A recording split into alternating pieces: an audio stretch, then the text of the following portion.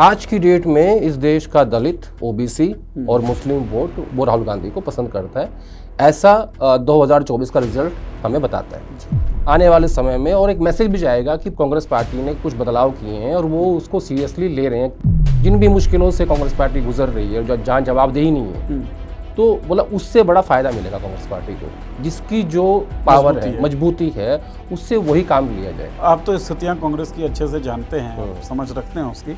आपको लगता है इस तरह की स्थिति तक कांग्रेस पहुंच पाएगी? मुश्किल लगता है। पार्टी और बेहतर हो सके इसीलिए नए लोग इसमें शामिल किए जाते हैं। कांग्रेस के अंदर जो प्रवक्ता शामिल किए जा रहे हैं, टैलेंट हंट से किए जा रहे हैं, उससे थोड़ी बहुत दिक्कत मुझे लगता है कि आदेश जी को भी है। ये कोई ना कॉर्पोरेट हाउस नहीं है।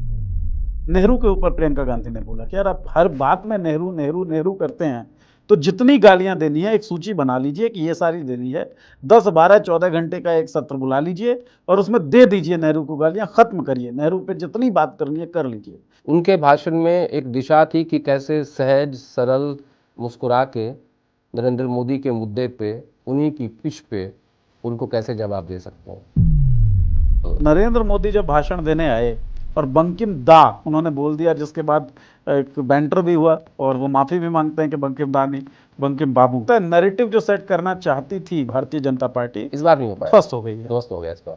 जो मांगे हैं चुनाव सुधार को लेकर, आपको 45 दिन के बाद सीसीटीवी फुटेज डिलीट क्यों करना है, मशीन रीडेबल वोटर लिस्ट विपक्ष को क्यों नहीं देते, ये इस देश के लिए, इस देश के लोकतंत्र के लिए, विपक्ष के लिए, आइडिया ऑफ इंडिया के लिए ये बहुत गंभीर बात है। और ये गंभीर है, इसीलिए अमित शाह जवाब देते हुए बड़े गंभीर दिख रहे हैं, लेकिन जवाब नहीं दे रहे, जवाब नहीं दे पा रहे हैं। और उनकी जो आक्रामकता है आदेश जी, मुझे तो ऐसा लगा कि उस आक्रामकता के अंदर डर भी है, उस आक्रामकता के अंदर ये सोच भी है कि भाई दिक्कत तो है। किसी ने कहा तुम सब बराबर हो गए, जेंडर कास्ट रिलीजन से परे, लोगों ने मान लिया कि हाँ हम बराबर होंगे। अब किसी ने ये कह रखा है कि जो आप वोट डालते हो ना ईवीएम पे, वो जहाँ आप डाल रहे हो वहीं जाती है। लोगों ने भरोसा किया, लोगों ने भरोसा किया। निशिकांत दुबे, संबित पात्रा, अनुराग ठाकुर, इन तीनों का बीजेपी इस्तेमाल करती है गांधी के खिलाफ बोलने के लिए, नेहरू के खिलाफ बोलने के लिए, इंदिरा गांधी के खिलाफ बोलने के लिए, ठीक है। और ये तीनों बहुत अटैकिंग मोड में बोलते हैं जी, लेकिन इनको मंत्री नहीं बनाती। भी अनुराग ठाकुर बोल रहे थे गिन्ना का मुन्ना, तो शब्द बोल रहे हैं। काफी सीनियर सांसद है अनुराग ठाकुर, पढ़े लिखे आदमी है, मुझे पता है उसके भी बोल रहे। तो ये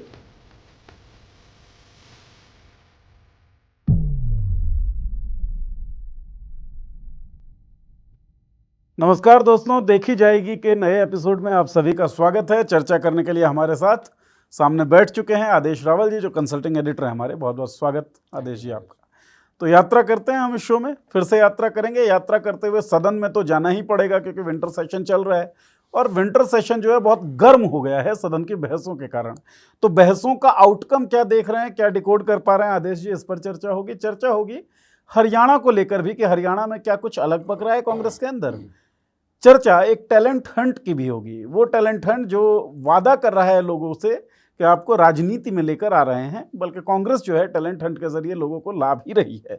तो ये टैलेंट हंट कितने उपयोगी साबित होने वाले हैं देश के लिए, समाज के लिए, कांग्रेस के लिए, इसके ऊपर बातचीत होगी। और बातचीत एक ट्वीट पर खास तौर पे होगी। खास तौर पे मैं इसलिए बोल रहा हूँ क्योंकि हरियाणा के आदेश रावल जी, जो जाने जाते हैं अपने बिल्कुल सटीक ट्वीट्स के लिए और जो पॉलिटिकल डिकोडेशन है उसके लिए, उन्होंने अंग्रेजी में एक ट्वीट किया है। बड़ा कम दिखता है आदेश जी के वॉल पे अंग्रेजी में कोई ट्वीट, तो अंग्रेजी में क्यों किया है और कंटेंट क्या है वो जानने के लिए पूरी चर्चा आपको सुननी पड़ेगी। तो शुरू करते हैं। आप लोगों की इजाज़त हमें मिल चुकी है ये मानते हुए आदेश जी शुरू कर लेते हैं। इजाज़त जनता से ले ली, आपसे लेते हुए, और मुझे लगता है बहुत सारी बातों पे चर्चा तो होगी, पहले अंग्रेजी वाले पे कर लेते हैं। तो लाइटर नोट पे ये बताइए, अंग्रेजी में ट्वीट कैसे? ये आपने कहा ना कि हरियाणा से आने वाले आदेश रावल, हाँ, तो हम लोगों को लेके ना, लोगों के मन में शंका रहती है कि हमें अंग्रेजी आती है नहीं आती है। तो हमने बताने की कोशिश की है कि भाई हम पढ़े लिखे लोग हैं, अंग्रेजी आ रही है, अंग्रेजी आती है। ठीक है भाई। तो आपने खुद ही उसका जवाब दे दिया जब आपने कहा कि हरियाणा से आने वाले। तो हरियाणा के लोग पढ़े लिखे हैं, ठीक है ना, बेशक भाषा जानते हैं, हिंदी, अंग्रेजी, पंजाबी, ठीक है। और मैं अक्सर लिखता नहीं हूँ अंग्रेजी में, मुझे लगता है कि अंग्रेजी की रीच बहुत कम है। बहुत कम लोग हैं जो अंग्रेजी पढ़ते हैं, दर्शक बहुत कम है। इसीलिए मैंने अपना एक टारगेट व्यूअर सेट किया हुआ कि मैं उसको हिंदी में, जब मैं स्टार्टिंग में ट्वीट किया करता था मैं अंग्रेजी में लिखता था 2017 में, 2018 में। अच्छा। फिर मैंने उसको बिल्कुल छोड़ दिया और आहिस्ता आहिस्ता पूरा हिंदी में कर दिया। हिंदी की रीच जो है वो बहुत ज़्यादा है, उसका दर्शक बहुत बड़ा है। तो उस अपनी कॉन्स्टिट्यूंसी को बड़ा करने के लिए तो मैंने मैं हिंदी में लिखता हूँ। मतलब ये आपका SIR का प्रोसेस है ताकि कॉन्स्टिट्यूंसी बड़ी हो सके। कॉन्स्टिट्यूंसी बड़ी हो सके। तो मुझे लगा कि नहीं, मैंने बहुत टाइम से कुछ लिखा नहीं है इंग्लिश में, तो ये ड्राफ्ट इंग्लिश में बनाता हूँ। चलिए ठीक है, हरियाणा वाले नाराज मत होइए, मैं तो अपने आप को हरियाणवी ही मानता हूँ, बल्कि अलग अलग जगह पर जाता हूँ तो भाषा के आधार पर लोग कहते हैं हरियाणवी है क्या तू। बहरहाल कंटेंट पे आ जाते हैं। आदेश जी, कंटेंट बड़ा ज़बरदस्त था आपके इस ट्वीट का। आप लिखते हैं कि आइडिया ऑफ इंडिया वो स्ट्रांग होगी अगर आइडिया ऑफ कांग्रेस, और ब्रैकेट में आपने ऑपोजिशन लिखता है, वो इमर्ज होता है। और इसके लिए आपने बताया कि जो राहुल गांधी हैं, प्रियंका गांधी हैं, जो सीनियर लीडर्स हैं, वो अपने स्ट्रेंथ पर खेलें, अपनी मजबूती पर खेलें। तो ये ट्वीट क्यों आया है, कहाँ से आया है, और पूरा मामला क्या है इस ट्वीट के पीछे? इसके पीछे भी एक कहानी है जो अक्सर मैं आपके शो में सुना देता हूँ जी। इसकी कहानी ये है कि मुझे किसी एक सीनियर नेता का फ़ोन आया। उन्होंने कहा कि आप आइए चाय पीने के लिए। मैं चला गया। वो हमारे कुछ लेटेस्ट जो शोज़ है वो उन्होंने देखे होंगे जी। जो हम चर्चा करते हैं कांग्रेस के बारे में, विपक्ष के बारे में। देखिए, राहुल गांधी अक्सर आइडिया ऑफ इंडिया की बात करते हैं, वो फैब्रिक की बात करते हैं। उनका जो लेटेस्ट भाषण था अभी, उन्होंने कहा कि जब असम का गमछा होता है उसमें जो एक धागा है ना वो हिंदुस्तान नहीं है, उसमें जो डिफरेंट धागे हैं अलग अलग कलर के, वो हिंदुस्तान है। बेसिकली राहुल गांधी का जो आइडिया ऑफ इंडिया रहता है वो रहता है कि भाई पूरा देश या इसके लोग, वो उनका एक आइडिया ऑफ इंडिया, वो अक्सर उसकी बात करते हैं अपने भाषणों में। तो उन्होंने मुझे एक बात, बड़ी इंटरेस्टिंग बात कही कि जो आप बातें करते हो ना उसमें एक बात आप और जोड़ लीजिए। मैंने क्या कि आज पार्टी को एक सर्जरी की आवश्यकता है। मैं कहा हाँ वो तो है, हम सब बात कर रहे हैं उसमें। तो मैंने कहा कि आपको क्या लगता है कि आप इतने तजुर्बेकार हैं, आपका एक्सपीरियंस 40 साल का है, तो आप क्या समझते हैं कि आज क्या ज़रूरत है कांग्रेस पार्टी को? तो उनका ये कहना था कि जिस तरीके से राहुल गांधी LOP हैं वो LOP के रूप में काम करें, आइडिया ऑफ इंडिया की बात करें। और आज की डेट में इस देश का दलित, कुछ OBC और मुस्लिम वोट वो राहुल गांधी को पसंद करता है, ऐसा 2024 का रिजल्ट हमें बताता है जी। और उसके अलावा पार्टी में जो पार्टी है उसके हिसाब से आपको फैसले ये करने चाहिए कि सारी पावर्स जो है वो GSO के पास है, जनरल सेक्रेटरीज जो है पार्टी के, हाँ, KC वेणुगोपाल के पास है। अच्छा, उसमें वेणुगोपाल महत्वपूर्ण नहीं है, वो तो एक व्यक्ति है, ठीक है ना। जो भी GSO है, यानी GSO के पास ज़्यादातर पावर्स हैं और जो जनरल सेक्रेटरीज है थोड़े कमज़ोर कर दिए गए हैं पिछले कुछ सालों में। तो उन्होंने कहा कि आवश्यकता है कि आप प्रियंका गांधी को आगे लेके आओ पार्टी के अंदर, उधर संसद में LOP के रूप में, और आइडिया ऑफ इंडिया की बात करें, अपने जो उनके इश्यूज हैं उनके उसके बारे में बात करें, लेकिन पार्टी के अंदर जिम्मेदारी देनी चाहिए प्रियंका गांधी को, ताकि जो पार्टी के छोटे छोटे काम है या संगठन है, अलायंस की बात करनी है, टिकट शेयरिंग की, टिकटों की बात करनी है, सीट डिस्ट्रीब्यूशन की बात करनी है अलायंस के साथ में, और एक सीनियर नेताओं का एक समूह बने, जैसे दिग्विजय सिंह, अशोक गहलोत, भूपेंद्र हुड्डा और भी जो सीनियर नेता हैं इस तरह के, उनका एक ग्रुप बने, मुख्यमंत्री, पूर्व मुख्यमंत्री, हाँ, भूपेश बघेल हैं, तो इनका एक ग्रुप बने और वो असिस्ट करें। लेकिन फिर मैंने उनसे पूछा, मैंने कहा आपको लगता है कि राहुल गांधी इस बात पे एग्री करेंगे कि सीधा प्रियंका गांधी को पार्टी का अध्यक्ष बनाएं? क्योंकि राहुल गांधी पहले जनरल सेक्रेटरी बने, फिर वो जयपुर में, मुझे याद अधिवेशन हुआ था, वहाँ वाइस प्रेसिडेंट बने थे जी। और उसके बाद 2017 में वो कांग्रेस पार्टी के अध्यक्ष बने और 2024 में LOP बने। तो मुझे नहीं लगता कि जब प्रियंका गांधी 2019 में कांग्रेस पार्टी की महासचिव बनी थी और उसके बाद से अब 6 साल हो गए उनको जनरल सेक्रेटरी बने हुए, हालांकि पिछले कुछ सालों से उनके पास कोई कार्यभार नहीं है, वो जनरल सेक्रेटरी हैं लेकिन कोई स्टेट की इंचार्ज नहीं है। तो क्या उन्हें सीधा अध्यक्ष बनाएंगे? तो उसका भी एक रास्ता है, उसका रास्ता ये है कि उन्हें आप बनाओ वर्किंग प्रेसिडेंट, कार्यकारी अध्यक्ष, और वो पार्टी संभालें, पार्टी के जितने भी काम उनको संभालें, और राहुल गांधी जो है वो संसद, आइडिया ऑफ इंडिया और जो उनकी जो जातियाँ अपने साथ जोड़ के चल रहे हैं अभी, उस पे काम करें। तो पार्टी को आने वाले समय में और एक मैसेज भी जाएगा कि पार्टी में, कांग्रेस पार्टी ने कुछ बदलाव किए हैं और वो उसको सीरियसली ले रहे हैं। जितनी राज्यों में हार हो रही है या जो भी चीज़ें चल रही हैं, जिन भी मुश्किलों से कांग्रेस पार्टी गुजर रही है, जो जहाँ जवाबदेही नहीं है, तो बोला उससे बड़ा फ़ायदा मिलेगा कांग्रेस पार्टी को। तो इसलिए मैंने लिखा कि जिसकी जो पावर मजबूती है, है। मजबूती है, उससे वही काम लिया जाए। इससे एक फायदा ये भी हो सकता है ना कि अभी जैसे ऑपोजिशन है, कांग्रेस की जो ऑपोजिशन है, भारतीय जनता पार्टी, इनको टारगेट करना होता है तो अतीत के लोगों को तो टारगेट करते हैं, इधर राहुल गांधी को आप टारगेट करिए और पूरी कांग्रेस जो है वो बैकफुट पे दिखती है। अगर आप प्रियंका गांधी जैसे को सामने लाते हैं तो दो प्लेयर्स होंगे बड़े मजबूत कि आपको राहुल को भी टारगेट करना होगा, आपको प्रियंका को भी टारगेट करना होगा, तो आपके पास खेलने वाले लोग भी बढ़ रहे होंगे। ये भी तो इसका एक वो भी फायदा होगा। और दूसरा, पार्टी की जो मुश्किलें हैं, जहां मैं बार बार कहता हूं कि जवाबदेही नहीं है, तो एक व्यक्ति अगर डेडिकेटेड पार्टी में काम करेगा और जवाबदेही तय करेगा और सीनियर लोगों का एक ग्रुप बनेगा जो उनको समय समय पे सलाह दें और उनकी मदद करें। आप सपोज करो कि अलायंस की बात करनी है आपको। अब बिहार में जब अलायंस की दिक्कत आई तो आपने चूज़ किया गहलोत साहब को और आपने उनको वहाँ पे पटना भेजा, जब लालू परिवार से उन्होंने बातचीत करी। ऐसे ही जब ये सीनियर लोग हैं, इन सबके संबंध हर विपक्षी पार्टियों से हैं। ठीक बात। तो जहाँ जहाँ आवश्यकता होगी, आप ठीक है, आपका एक हमने ग्रुप गठित कर दिया है। और ये एक शिकायत भी है सीनियर नेताओं की कि हमसे पार्टी जो है वो हमारा उपयोग नहीं कर रही है, जो कि बेहतर उपयोग हो सकता है। तो वो एक ग्रुप बन जाए और प्रियंका गांधी को असिस्ट करें, उधर Rahul Gandhi idea of India की बात करें, और कांग्रेस पार्टी के कार्यकर्ताओं में और नेताओं में संदेश जाएगा कि हाँ, पार्टी कुछ करना चाह रही है, कुछ बेहतर करना चाह रही है, क्योंकि आप हारते जा रहे हो और आप एक्शन के नाम पे कुछ नहीं कर रहे हो। कोर्स करेक्शन जैसा कुछ नहीं हो रहा है। आप ना कोई किसी से पूछ रहा है कि हम क्यों हार रहे हैं, ना कोई किसी को बता रहा है कि हम क्यों हार रहे हैं। ठीक है ना। तो एक उससे एक ये होगा कि हाँ, एक सर्जरी भी होगी है और पार्टी कुछ करना चाहती भी है। तो ये उन सीनियर नेता का सुझाव था जिसको मैंने आइडिया ऑफ इंडिया से लेके और सीनियर नेताओं के गठन एक कमेटी तक की गठित करके और वो सब कौन बेहतर काम कर सकता है, इसलिए मैंने ये ट्वीट किया था। ठीक है। अब सीनियर नेता कौन है ये बताएंगे नहीं सर, वैसे भी सोर्स जो है उसकी शुचिता बनी रहनी चाहिए। एक अच्छा पत्रकार वो होता है जो अपने सोर्स रिवील ना करे। हाँ, शुचिता बनी रहनी चाहिए। क्योंकि सपोज करो कि मैंने आज बता दिया, कल से इन्फॉर्मेशन आना बंद हो जाएगी। नहीं, बिल्कुल ठीक बात है।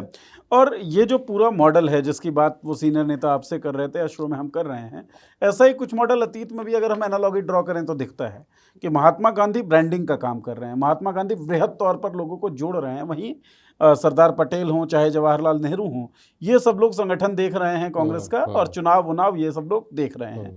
तो उस तरह की किसी कवायद पे वापस लौटा जा सकता है। उसमें एक फायदा ये भी होगा कि आपकी नेता हैं, सांसद हैं, गांधी परिवार से संबंधित हैं, महिला हैं, ठीक है, तो उनका आप बेहतर इस्तेमाल भी कर सकते हैं पार्टी के लिए।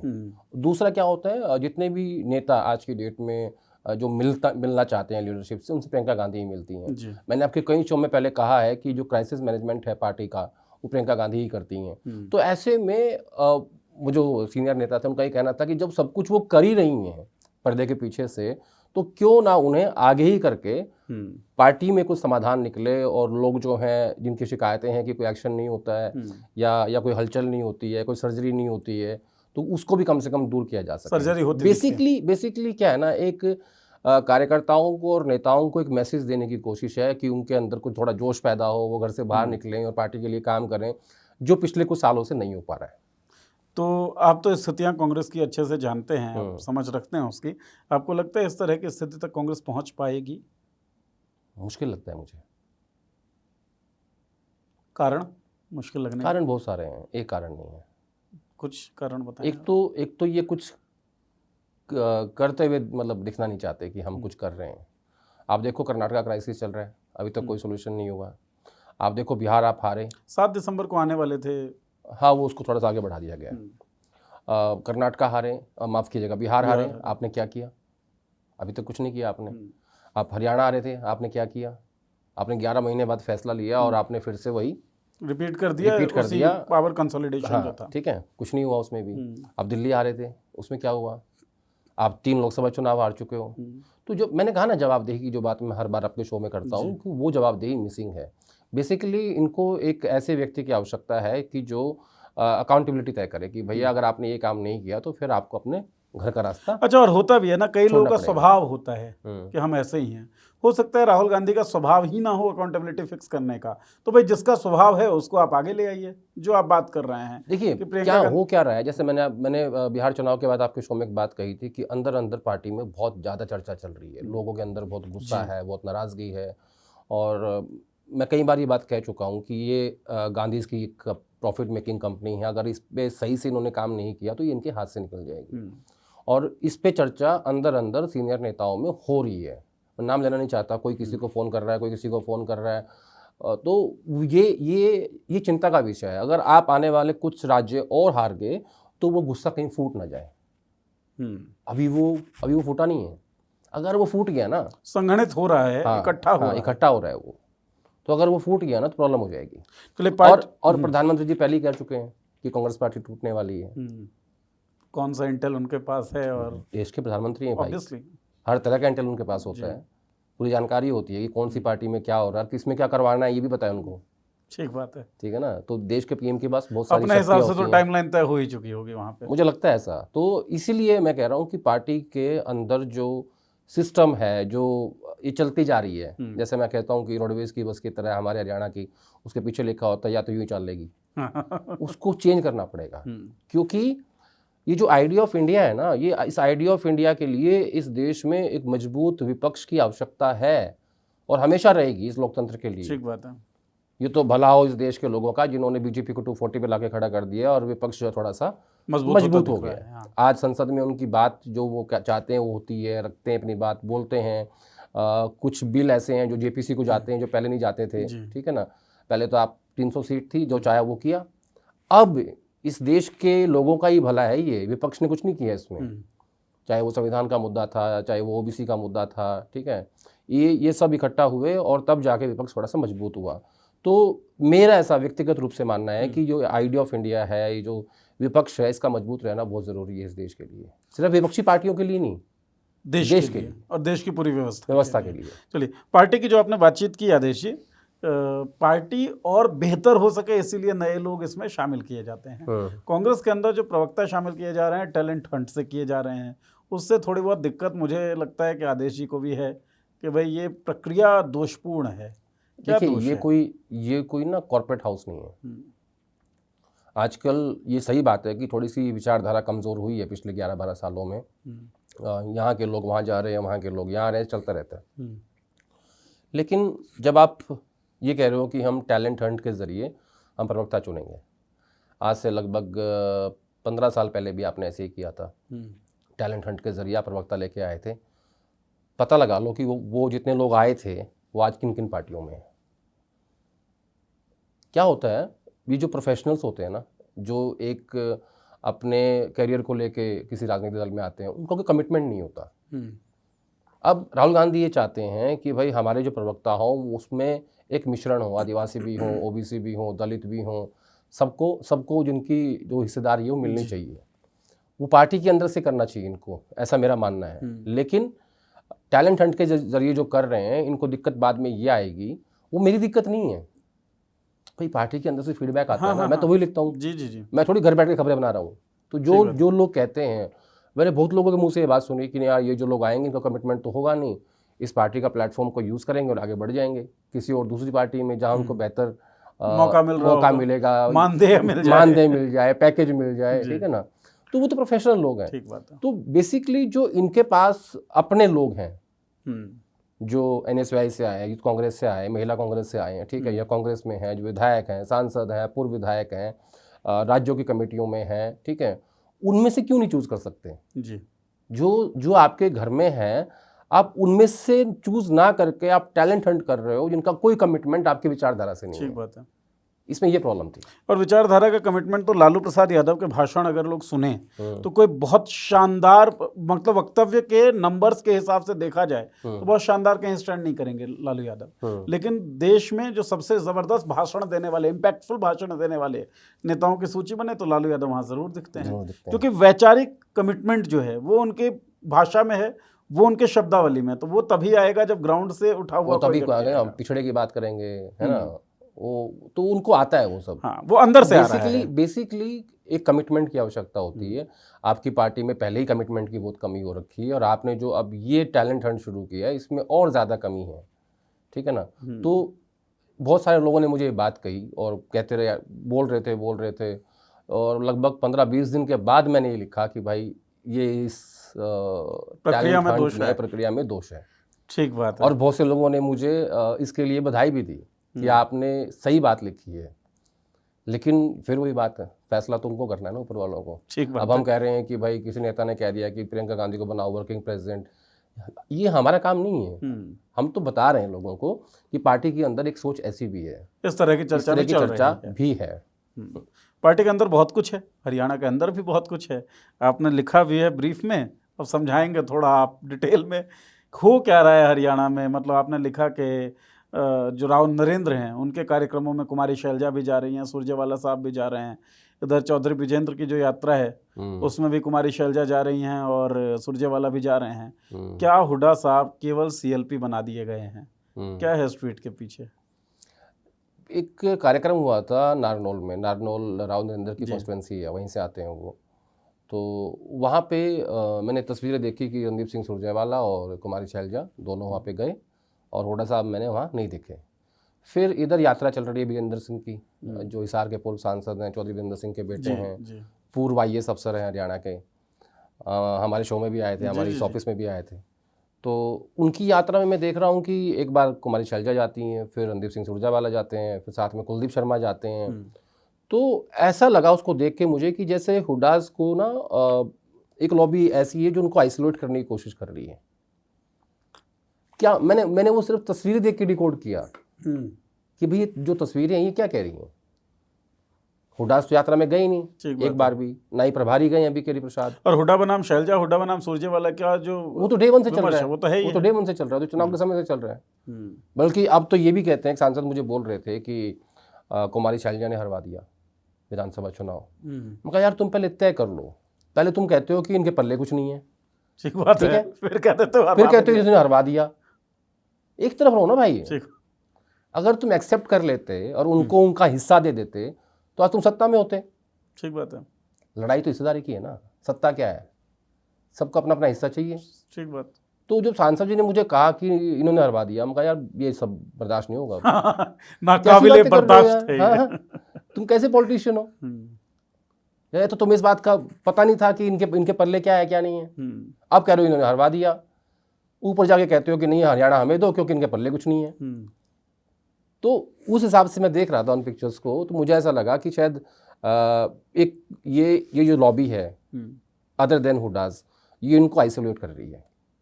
तो क्या आपको लगता है राव नरेंद्र, क्योंकि हमने चर्चा की थी जब राव नरेंद्र बनने वाले थे उससे पहले ही आपने बता दिया था कि वो बनने वाले हैं और हैं वो हुड्डा खेमे के ही, लेकिन बड़े अच्छे से उनको प्लेस किया गया, हर जगह उनको घुमाया गया कि हर किसी के साथ आप ठीक ठीक दिखें। हुड्डा खेमे के मैंने उस वक्त भी कहा था, मैं आज भी कायम हूँ उस बात पे। मैं क्यों कहा था बताता हूँ आपको। जब 2009 में भूपेंद्र सिंह हुड्डा की जो सेकंड सरकार रिपीट हुई तो उस वक्त 40 सीटें आई थी और हजका की सीट आई थी 6 जी, और राव नरेंद्र हजका के विधायक थे जी। तो ये 5 विधायक तोड़ दिए गए और वो केस चलता रहा कोर्ट में कि आपकी पूरी पार्टी टूट गई है। कुलदीप बिश्नोई वो केस लड़ते रहे, लेकिन राव नरेंद्र उसमें कैबिनेट मिनिस्टर बने। ठीक है, हुड्डा साहब मुख्यमंत्री थे। उसी दौरान अभय सिंह चौटाला की वो सीडी आई थी जिसमें उन्होंने CLU के बदले में पैसे का आरोप लगाया था और वो मामला आज भी कोर्ट में चल रहा है जी। 2014 में टिकट हुआ राव नरेंद्र का, किसने दिया? भूपेंद्र सिंह हुड्डा ने। 19 में टिकट हुआ, किसने दिया? भूपेंद्र सिंह हुड्डा ने। 24 में हुआ, किसने दिया? भूपेंद्र सिंह हुड्डा ने। इसलिए मैंने कहा था कि ये भी इन्हीं के कैंप के हैं।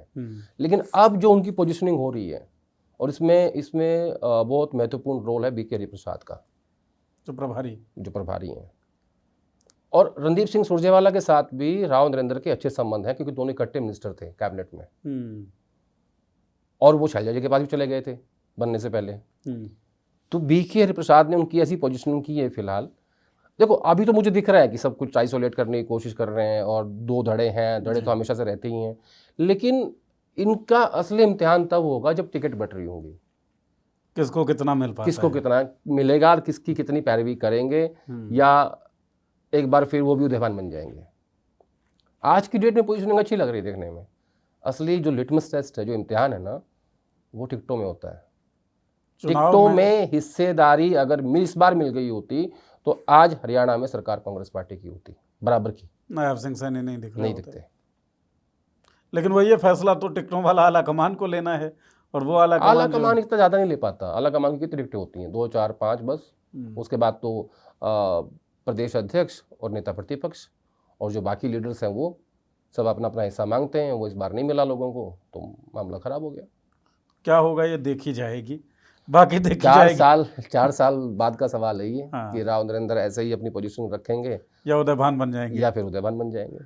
तो ये चीज़ तो देखी जाएगी को हम लोग आगे बढ़ाते हैं। और साहब, मेरा बड़ा मन था जब से हमने चर्चा शुरू की हम सदन में घुसें, क्योंकि आइए। सदन में बहुत कुछ चल रहा है, ठंड का मौसम है, गर्मी का माहौल बना दिया है। और माहौल जैसे एक भाषण से बनता हुआ दिखा, खासतौर पे सोशल मीडिया पे, वो भाषण था प्रियंका गांधी को। आपके ट्विटर को टाइमलाइन को जब मैं स्क्रॉल कर रहा था, उसमें खूब सारे अंश जो हैं वो प्रियंका गांधी के भाषण के थे। एक तो उस भाषण को आप कैसे देखते हैं, ये मैं जानना चाहूँगा। दूसरा, एक मुझे जो बड़ी दिलचस्प चीज़ लगी उस पूरे भाषण में, नेहरू के ऊपर प्रियंका गांधी ने बोला कि यार आप हर बात में नेहरू नेहरू नेहरू करते हैं, तो जितनी गालियां देनी है एक सूची बना लीजिए कि ये सारी देनी है, 10, 12, 14 घंटे का एक सत्र बुला लीजिए और उसमें दे दीजिए नेहरू को गालियां, ख़त्म करिए, नेहरू पे जितनी बात करनी है कर लीजिए।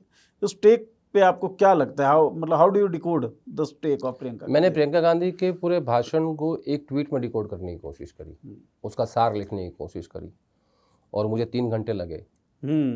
उसको मैं लिख रहा था, मिटा रहा था, समुद्र मंथन किया है, लिख रहा था, मिटा रहा था, क्योंकि एक आधे घंटे के भाषण को 6 लाइनों में लिखना जी बड़ा मुश्किल होता है। अब मुझे ऐसा लगा कि मैंने लिखा है उसको रिपीट कर रहा हूँ, कि प्रियंका गांधी के भाषण में एक दिशा थी, वो दिशा जो विपक्ष, कांग्रेस और देश लंबे समय से ढूंढ रहा था। उनके भाषण में एक दिशा थी कि कैसे सहज सरल मुस्कुरा के नरेंद्र मोदी के मुद्दे पे, उन्हीं की पिच पे उनको कैसे जवाब दे सकते हैं। एक दिशा थी कैसे पंडित नेहरू की लेगेसी से लेके और डॉक्टर मनमोहन सिंह की लेगेसी तक को बचाने की दिशा। ये मेरा टोटल सार है प्रियंका गांधी के भाषण का। जो आपने कहा पंडित नेहरू वाली बात, ये बात सही है कि पंडित जी इतने चर्चा उनके कार्यकाल में नहीं हुई जितनी इस कार्यकाल में हो रही है, मोदी जी के 3rd कार्यकाल में, इन पिछले 3 टर्म्स में। और हर बात में जो दोषी होते हैं नेहरू जी होते हैं। तो प्रियंका गांधी ने जो बात कही, मैंने वही कहा कि वो जानती हैं कि मेरी लेगेसी क्या है। उन्होंने क्या कहा कि अगर ये गेल, भेल, सेल, बाकड़ा ये जो आज बेच रहे हो, अगर वो नहीं बनाते तो क्या बेचते? ठीक बात है ना, ये विकसित भारत कैसे बनता? तो हिंदुस्तान के युवाओं को अपनी लेगेसी के बारे में, अपनी अचीवमेंट्स के बारे में आपको बताना होगा। ये जो जेनजी है ये नहीं जानता।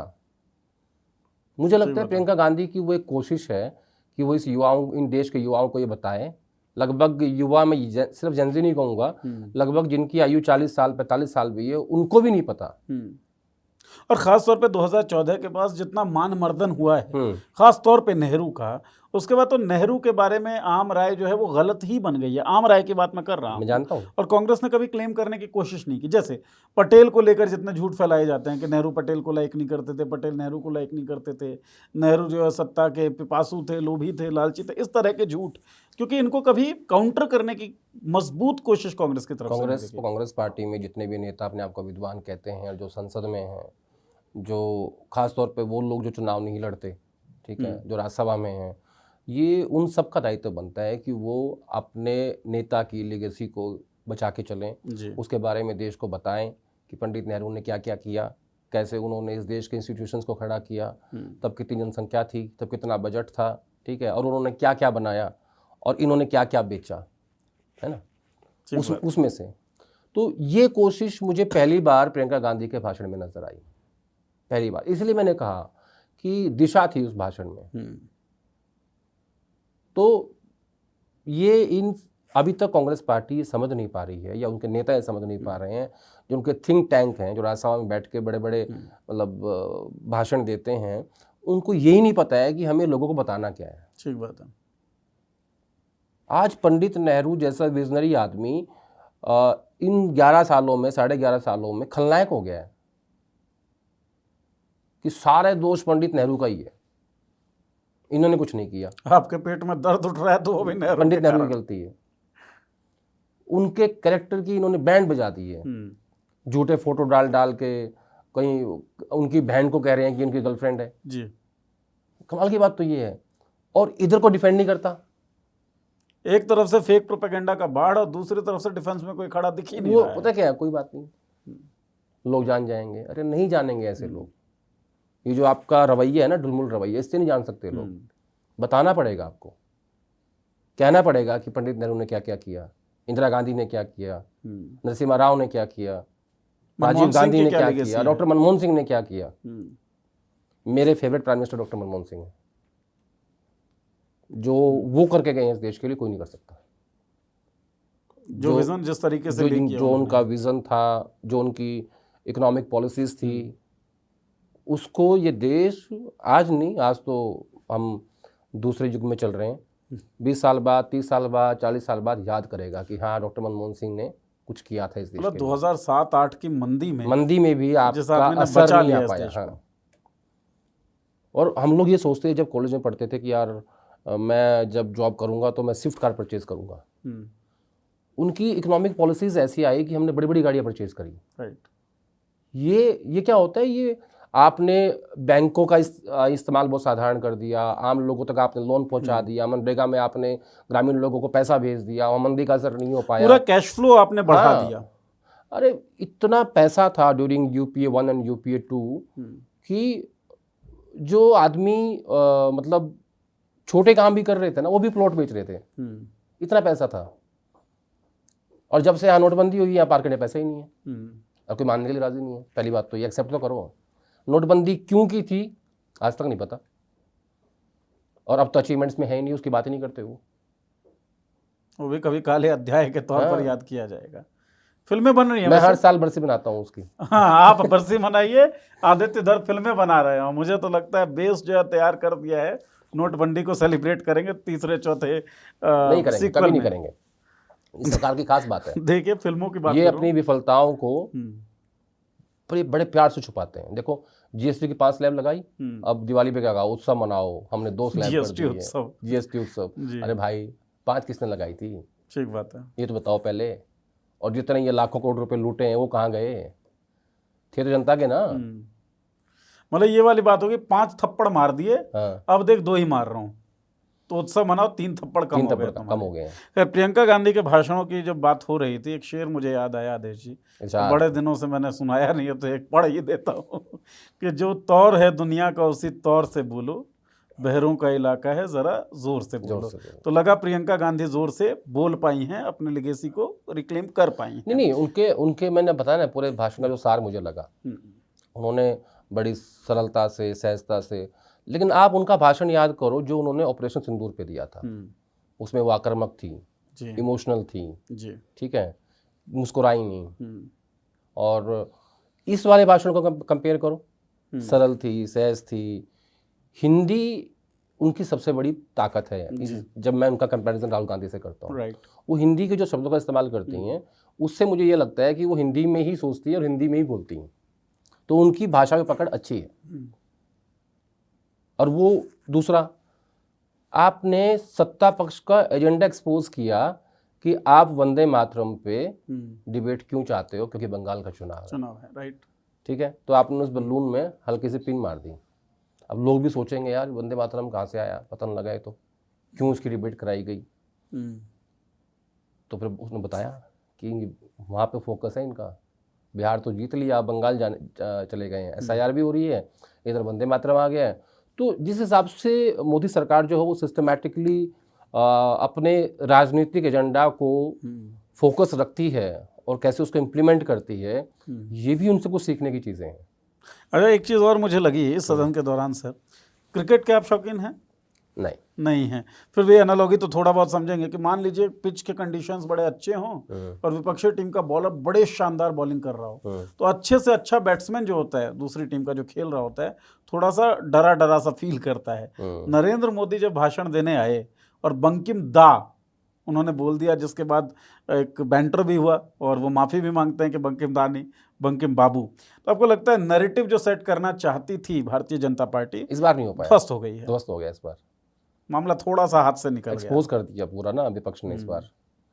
और टीएमसी का भी इसमें योगदान है, समूचे विपक्ष का योगदान है। अखिलेश का अच्छा भाषण था, महुआ मोइत्रा का अच्छा भाषण था, प्रियंका गांधी का अच्छा भाषण था, और सब ने मिलके जो उस पर अटैक किया ना, मतलब सत्ता पक्ष के जो एजेंडा था, उसका जो फोकस था, उसका जो ये बताने की कोशिश थी कि वो कितना प्यार करते हैं बंगाल के उन महापुरुषों से जिन्होंने वंदे मातरम जैसे महान गीत लिखे इस देश के लिए, तो वो पंचर हो गया बेसिकली। नैरेटिव सेट कर नहीं हो चलिए, पाया। वंदे मातरम के भाषण से थोड़ा आगे बढ़ें तो उसके बाद भी गर्माहट कम नहीं हुई सदन के अंदर।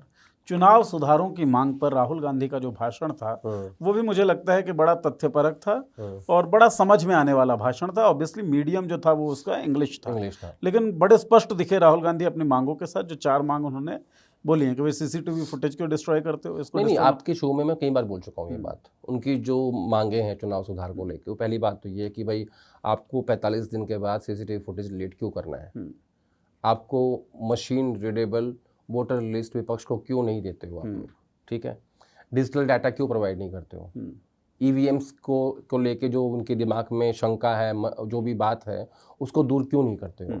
लेकिन आप एक बात देखो, और खासतौर पे इम्यूनिटी। अब देखो, जितनी इम्यूनिटी सरकार ने चुनाव आयोग को दी उतनी इम्यूनिटी चुनाव आयोग सरकार को दे रहा है। ठीक बात है ना। वो कह रहा है, चुनाव आयोग कह रहा है कि आपने मुझे सेव कर दिया कि कोई मुझसे अब सवाल नहीं पूछ सकता, ना मेरे के खिलाफ कोई कोर्ट में जा सकता, ना मुझे सजा हो सकती किसी केस में, तो उसके लिए आपका धन्यवाद। और अब आप ऐसा करिए, आप 10,000 महिलाओं के 1.5 करोड़ महिलाओं के खाते में भेज दीजिए, ठीक है, मैं अभी आपको इम्यूनिटी देता हूँ। ये गिव एंड टेक चल रहा है। मैं एक बात कहता हूँ, जैसे हमारे हरियाणा में कही जाती है, 40 किलो का पहलवान 100 किलो के पहलवान से कुछ लड़ सकता है क्या? बीजेपी और एनडीए की सरकारों को जो शील्ड प्रोटेक्ट कर रखी है चुनाव आयोग ने, वो 100 किलो का पहलवान है, और विपक्षी पार्टियां की जो सरकारें हैं वो 40 किलो का पहलवान है। कैसे जीतेगा? लेवल प्लेइंग फील्ड ही नहीं है। चलो, आपने पिछली सरकारों को, कांग्रेस की या गैर बीजेपी सरकारों को आपने अनुमति नहीं दी, आपने बिहार में दी एनडीए सरकार को। अब इसी साल कमिंग मतलब 26 में स्टार्टिंग में ही चुनाव है, क्या आप ममता बनर्जी को, एम.के. स्टालिन को और केरल की लेफ्ट सरकार को परमिशन देंगे कि वो भी महिला उत्थान, कल्याणकारी योजनाओं के नाम पे अपने लोगों के खाते में या अपने वोट बैंक को उनके खाते में पैसे भेज सकें? नहीं देंगे, क्योंकि ये ऑफर सिर्फ सीमित लोगों के लिए है, क्योंकि इम्यूनिटी जिसने दी है देने वालों के लिए है, उन्हीं के लिए। तो ये लेवल प्लेइंग फील्ड नहीं है हिंदुस्तान के राजनीति के लिए। भाई अगर 2 पहलवान लड़ रहे हैं और दोनों 100 किलो के हैं, तब तो ठीक है, तब तो मजा आएगा ना कुश्ती देखने में कि कौन जीता और कौन हारा। एक 40 किलो का, 100 किलो का कोई कंपटीशन ही नहीं है। मुझे पता है रिजल्ट क्या आएगा। उसके बाद भी ऑडियंस भी पूरी 100 किलो वाले की। हाँ। तो वो जो एक मोटिवेशन आना चाहिए ऑडियंस और जो बाहर ताली पीट रहे हैं वो भी उसी की, वही। हाँ। और आगे बताऊं, वो जो रेफरी खड़ा है वो भी उन्हीं का है। तो ये लोग हारने के लिए ही लड़ रहा है। हम लोग ये बात मुस्कुरा के कर रहे हैं, ये बहुत सीरियस बात है। ठीक बात है। ये इस देश के लिए, इस देश के लोकतंत्र के लिए, विपक्ष के लिए, आइडिया ऑफ इंडिया के लिए ये बहुत गंभीर बात है। और ये गंभीर है, इसीलिए अमित शाह जवाब देते हुए बड़े गंभीर दिख रहे हैं, और बल्कि उनकी लेकिन जवाब नहीं दे रहे, जवाब नहीं दे पा रहे हैं। और उनकी जो आक्रामकता है आदेश जी, मुझे तो ऐसा लगा कि उस आक्रामकता के अंदर डर भी है, उस आक्रामकता के अंदर ये सोच भी है कि भाई दिक्कत तो है और जवाब हमारे पास नहीं। आपको भी दिखा कुछ ऐसा? एक बात साफ है, चुनाव आयोग इस बात का लॉजिक क्यों नहीं देता कि क्यों उसको सीसीटीवी फुटेज 45 डेज के बाद डिलीट करनी है। पहली बात, चुनाव आयोग डिजिटल डाटा क्यों प्रोवाइड नहीं करता विपक्षी पार्टियों को? क्या प्रॉब्लम है? अगर आपकी नीयत साफ है, उसमें कोई खोट नहीं है, तो दो ना भाई। और कौन सा राहुल गांधी जी जो डिमांड कर रहे हैं वो ये कह रहे हैं कि मेरे घर पहुंचाओ। हाँ। वो तो कह रहे हैं तमाम पार्टियों को तो 1 महीने पहले दो। अरे आप डाल दो वेबसाइट पे अपनी, इसको चाहिए ले लेगा। निशिकांत दुबे तो कह रहे थे कि एसआईआर से कांग्रेस को फायदा हुआ। निशिकांत दुबे पे मैं क्या कमेंट करूं? क्यों आप मशीन रीडेबल वोटर लिस्ट नहीं देते? दे दो ना भाई, क्या आपत्ति है उसमें? ठीक बात है। ये सारी चीजें मेरे मन में और मेरे जैसे बहुत सारे लोगों के मन में शंका पैदा करती है कि हाँ, कुछ गड़बड़ है, कुछ तो मैनिपुलेशन है जो आप छुपा रहे हो। अनिल मसीह वाला पूरा कांड होता है, सीसीटीवी के कारण ही वो लोगों तक पहुंचता है कि भैया यहाँ पे तो चोरी हो रही है और साफ तौर पे हो रही है। उसके बाद ही ये कानून नियम बना देती है इलेक्शन कमीशन, कि भाई हम डिस्ट्रॉय कर देंगे 45 दिन बाद, तो शंकाओं को तो और मजबूत कर रहे हैं। मजबूत कर रहे हैं। और इन पिछले इस पूरे एक साल में, इस साल की शुरुआत में दिल्ली में ही कॉन्स्टिट्यूशन क्लब में एक प्रेस कॉन्फ्रेंस हुई थी, जिसमें संजय राउत, सुप्रिया सुले, राहुल गांधी सब लोग थे, और उसमें भी ये सवाल उठे थे तब से लेके, और ये साल अंत में आ गया बिल्कुल। एक बार भी चुनाव आयोग ने उनके जवाब नहीं दिए किसी भी बात का। सिर्फ सूत्रों के हवाले से खबरें प्लांट होती हैं, लेकिन जवाब नहीं होता। तो मैं ऐसा मानता हूं कि इस देश के लिए चुनाव आयोग का दायित्व बनता है कि वो आगे बढ़ के, खुद से आगे बढ़ के इन सवालों के सेटिस्फैक्ट्री आंसर दें, ताकि इस देश के लोगों का चुनाव आयोग पर भरोसा बना रहे। और भरोसे बड़ा सिंपल है। और भरोसा ना बनाने में सालों लगते हैं और टूटने में 1 मिनट लगती है। और दरअसल इस देश की बुनियाद भरोसे पर ही टिकी है। किसी ने कहा तुम आज़ाद हो गए और लोगों ने मान लिया, आज़ाद हो गए। किसी ने कहा तुम सब बराबर हो गए, जेंडर, कास्ट, रिलीजन से परे, लोगों ने मान लिया कि हाँ हम बराबर होंगे। अब किसी ने ये कह रखा है कि जो आप वोट डालते हो ना ईवीएम पे, वो जहाँ आप डाल रहे हो वहीं जाती है। लोगों ने भरोसा किया हुआ है। उसको मत टूटने दो। भरोसा टूटेगा तो बात बहुत दूर तक चली जाएगी, और पता नहीं उसके रिpercussions क्या होंगे इस देश के लिए। ये इस बात को समझ नहीं रहे हैं। ज्ञानेश कुमार इंपॉर्टेंट नहीं है, ठीक बात है। वो जो पद है ना, वो मुख्य चुनाव आयुक्त, और वो जो इंस्टीट्यूशन है चुनाव आयोग, वो महत्वपूर्ण है। वाजपेयी जी कहते हैं ना, सरकारें आएंगी जाएंगी, प्रधानमंत्री बनेंगे, दोबारा बनेंगे, चले जाएंगे, वो सब आते जाता रहेगा। वो ठीक कहते थे, वो विजनरी आदमी थे। ज्ञानेश कुमार भी चले जाएंगे कुछ दिनों बाद। चुनाव आयोग यहीं रहेगा, ये इंस्टीट्यूशन यहीं रहेगा। इस पे जो लोगों का भरोसा है वो रहना चाहिए। ज्ञानेश कुमार एक बार टी.एन. शेषन की जीवनी पढ़ लें, उनका कार्यकाल पढ़ लें, हम तो ये अपेक्षा करते हैं। अंत की तरफ इस चर्चा को ले चलते हैं आदेश जी। एक व्यक्ति पर टिप्पणी करने से आपने अभी अभी मना किया है। मैं उन्हीं पे टिप्पणी करवाना चाहता हूं आपसे, क्योंकि आपने ट्विटर पे तो टिप्पणी की ही है। निशिकांत दुबे, संबित पात्रा, अनुराग ठाकुर, टिप्पणी क्या है अब मैं नहीं बता रहा, आप ही बता दीजिए। देखो, मैंने ये लिखा, मैं इनको अक्सर सुनता हूँ। जब संसद चल रही होती है तो हर विषय पे निशिकांत दुबे, काफ़ी सीनियर सांसद हैं, शायद 4थी या 5वीं बार के हैं, संबित पात्रा सीनियर प्रवक्ता हैं और शायद आजकल डिबेट नहीं करते और सांसद हैं जी, और अनुराग ठाकुर कैबिनेट मिनिस्टर थे, अब नहीं है। इन तीनों का बीजेपी इस्तेमाल करती है गांधी के खिलाफ बोलने के लिए, नेहरू के खिलाफ बोलने के लिए, इंदिरा गांधी के खिलाफ बोलने के लिए, ठीक है। और ये तीनों बहुत अटैकिंग मोड में बोलते हैं जी, लेकिन इनको मंत्री नहीं बनाती। हाँ, ये मतलब ये आपने लिखा भी था, क्या कारण? ये मैंने डिकोड किया, मैंने सोचा ये अनुराग ठाकुर मंत्री थे, जेटली जी कोटे में थे, अब जेटली जी इस दुनिया में है नहीं तो वो मंत्री नहीं है। फिर आप हिमाचल चुनाव हार गए, उसमें कुछ एलिगेशंस इन पे भी लगे कि इन्होंने पार्टी विरोधी काम किया है, जो भी अनुराग ठाकुर पे, इनके पिताजी मुख्यमंत्री रहे हैं वहाँ पे। तो ये 3 नेता ऐसे हैं जिनका बीजेपी इस्तेमाल करती है पार्टी की प्रेस कॉन्फ्रेंस से लेके और सदन तक हाँ, कि आप गांधी के खिलाफ बोलो। वो कहते तो हैं कि तुम एक शब्द बोलो, ये 5 बोलते हैं, ठीक है, लेकिन इनको मंत्री नहीं बनाते। वो मैंने इसलिए लिखा था। प्रतिभा की पहचान कर रखी है ना कि तुम आलोचना करने में ही माहिर हो। नहीं, आलोचना भी कौन सी, हाँ, स्पेसिफिक टारगेटेड। एक आलोचना होती है कि आप आलोचना कर रहे हैं और अगले आदमी को हर्ट नहीं हो रही है, ये आलोचना नहीं करते हैं। आलोचना करते हैं पहले और थोड़ा सा वो छील देंगे और फिर एक बाल्टी नमक के डाल देंगे, ले भाई। हाँ, ये इनकी आलोचना वैसी होती है, मतलब संबंधों में लिहाज नहीं करते। अभी अनुराग ठाकुर बोल रहे थे जिन्ना का मुन्ना, ये कोई शब्द बोलने का संसद में? काफ़ी सीनियर सांसद हैं अनुराग ठाकुर, पढ़े लिखे आदमी हैं, युवाओं के बीच क्रेज है, युवा उनको जानते देखते समझते। ठीक है, तो उन्होंने शब्द का इस्तेमाल किया, जिन्ना का मुन्ना। मुझे पता है किसके लिए बोल रहे थे, तो ये राहुल गांधी के लिए और किसके लिए। तो ये जो शब्दों का आप चूज़ करते हो, इतनी बड़ी लिगेसी आपकी फैमिली की, आपके फादर मुख्यमंत्री रहे हैं, ठीक है, आप कई बार के सांसद हैं, आप कैबिनेट मिनिस्टर रह लिए, आप बीसीसीआई में थे, आप बीजेपी के युवा मोर्चा के अध्यक्ष थे, ठीक है, आप अपने आप को कहाँ लेके जा रहे हो? इन ऐसे छोटे स्कोर करने से ना हो सकता है कि आपको कुछ, आपका नेतृत्व आपको मंत्री बना दे, लेकिन जो एक ग्रेस होती है नेता की अक्रॉस द पार्टी लाइन,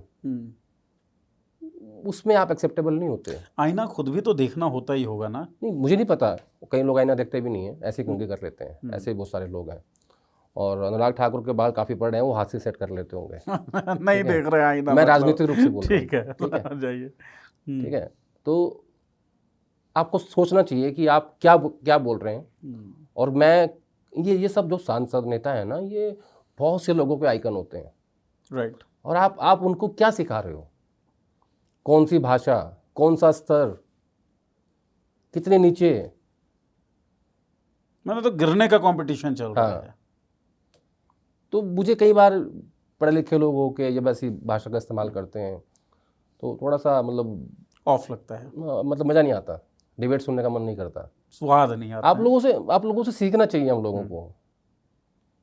यहाँ उल्टा होता है, हमें उनके बारे में बोलना पड़ रहा है, सिखाना पड़ रहा है। नहीं, हम तो क्या सिखाएंगे भाई, बड़े लोग हैं। लेकिन कम से कम अनुराग ठाकुर से उम्मीद नहीं थी मुझे इस तरह की भाषा का। चलिए, वो तो हम्बल होते हुए आदेश जी ने बोल दिया हम क्या सिखाएंगे, लेकिन आप संसद में भाषा का स्तर देखें, उसके बाद लगता है कि कोई भी इन्हें सिखा सकता है। तो अनुराग जी, ये शो ज़रूर देखिए, आपसे उम्मीदें नहीं हैं। और ऑब्वियसली मैंने भी बोला, आपको बड़े लोग देखते हैं, बहुत सारे युवाओं के आप आइकन भी हो सकते हैं। इस तरह की भाषा, इस तरह की शब्दावली ठीक नहीं। आदेश जी, जो ये चीज़ है, 3 नाम जो हैं, ऐसा होता है ना, परिवार का जो मुखिया होता है उसे पता होता है सबसे बदमाश लड़का हमारा कौन सा है, किससे क्या काम लेना है, किससे काम। तो लगता है ऐसी, किससे गाली दिलवानी है, किससे लाठी चलवानी है, किससे बंदूक चलवानी है, और किससे संधि करवाने के लिए भेजना है, करानी है, कौन नमस्ते करेगा, कौन पैर छुएगा, हाँ, वो पता होता है। तो वो आइडेंटिफिकेशन उधर भी है मुखिया को। आइडेंटिफिकेशन बहुत सारे हैं, और आइडेंटिफिकेशन का ही सारा खेल है। आपको आइडेंटिफाई करने होंगे अपने वो प्लेयर्स जो अपनी मजबूती के साथ गेम को खेलें। यहाँ से हमने बातचीत को शुरू किया, और यही आइडेंटिफिकेशन एक तरफ की जा चुकी है। लेकिन वो आइडेंटिफिकेशन जिस वजह से की गई, वो वजह बड़ी अच्छी है। नहीं जी, मैं रोक रहा हूँ बीच में, आपको एक बात रहेगी। ना प्लीज़, पक्का बोलिए आप। कल रात को पवार साहब के जन्मदिन की पार्टी थी, शरद पवार की। तो उसमें क्रॉस द पार्टी लाइन सब नेता थे। उसमें एक इंटरेस्टिंग बात हुई, राहुल गांधी भी थे और गौतम अडानी भी थे। अच्छा, जो होता नहीं है। नज़रें तो शायद मिली होंगी, लेकिन बातचीत नहीं हुई। तो पूरी मुलाकात में कोई चर्चा, कुछ भी? ये बात छूट जाती दर्शकों से, बड़ी इंपॉर्टेंट बात थी। तो एक, और ये जानकारी अभी आई है मेरे पास। अच्छा, तो आमना सामना हुआ है, मतलब पार्टी में थे, सब लोग खड़े हैं। तो प्रियंका गांधी भी थी, सचिन पायलट भी थे, और भी बहुत सारे लोग थे, रेवंत रेड्डी थे, लेकिन गौतम भाई भी थे। It was a grand party attend by grand people. नहीं, पवार साहब के तो फैमिली फ्रेंड है ना। और बीजेपी से बहुत सारे लोग थे, लेकिन जो नंबर 1 नंबर 2 वो नहीं थे। उनको जिनसे मिलना होगा वो मिल लेंगे, वो तो मिल लेंगे। चलिए, ये एक सूचना थी, ये सूचना भी आप तक पहुंच गई, चर्चा तो आप तक पहुंच ही चुकी है। कैसी लगी ये चर्चा ज़रूर बताइए हमें, बताएंगे कैसे? इसी चर्चा के नीचे जो कमेंट सेक्शन है यूट्यूब पर, इस पर लिख दें। सोशल मीडिया वेबसाइट पर किसी पे देख रहे हैं, इंस्टा, ट्विटर, फेसबुक, तो उसके कमेंट सेक्शन में कमेंट करके हमें बताएं कैसी लगी चर्चा। कोई सवाल हो तो वो भी लिख दीजिए। आदेश जी से हम अगली चर्चा में उस सवाल पर बातचीत कर लेंगे। बहुत बहुत धन्यवाद आदेश जी चर्चा के लिए। बहुत धन्यवाद आपका इस चर्चा को देखने सुनने के लिए। शुक्रिया।